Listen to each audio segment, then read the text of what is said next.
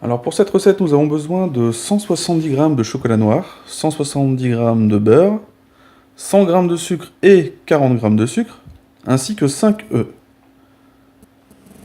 Donc dans un premier temps, nous allons mélanger notre chocolat noir avec notre beurre, en l'incorporant délicatement, jusqu'à ce que le mélange nappe notre cuillère en bois. Dans un second temps, toujours sur un bain-marie, nous allons mélanger nos 5 jaunes d'œufs plus nos 40 g de sucre,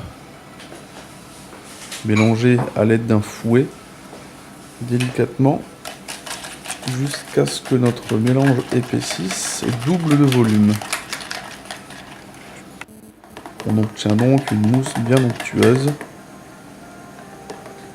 Mousse que nous allons maintenant incorporer donc à notre mélange beurre-chocolat.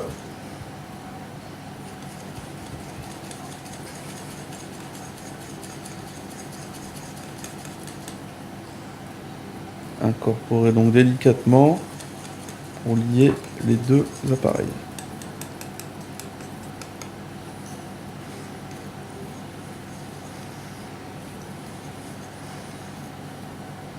Voilà, le mélange est maintenant bien homogène. On va ensuite donc monter nos 5 blancs d'œufs avec nos 100 g de sucre restants. Verser les 100 g de sucre en 3 fois. Un tiers au début, un tiers au milieu, un tiers à la fin.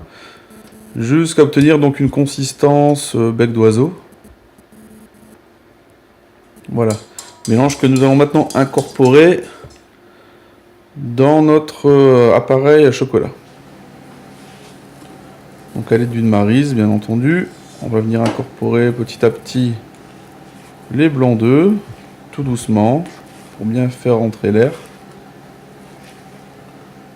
Toujours avec un mouvement de bas en haut, de préférence. Et une fois que tous nos blancs seront insérés dans notre mélange chocolat, on obtiendra donc une mousse légère et onctueuse, comme ceci.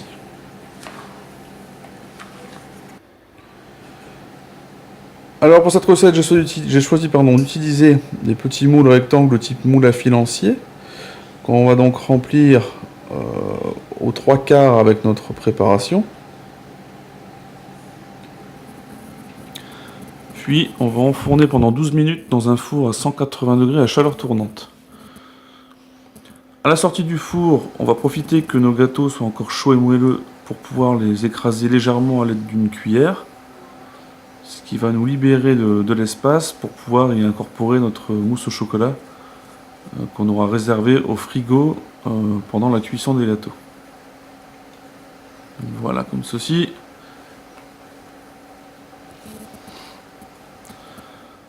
On vient donc combler le vide avec notre mousse restante. Puis, à l'aide d'une spatule, on va venir lisser l'ensemble pour que ce soit propre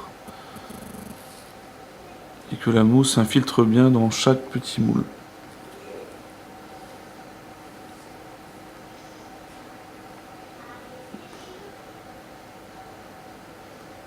Voilà.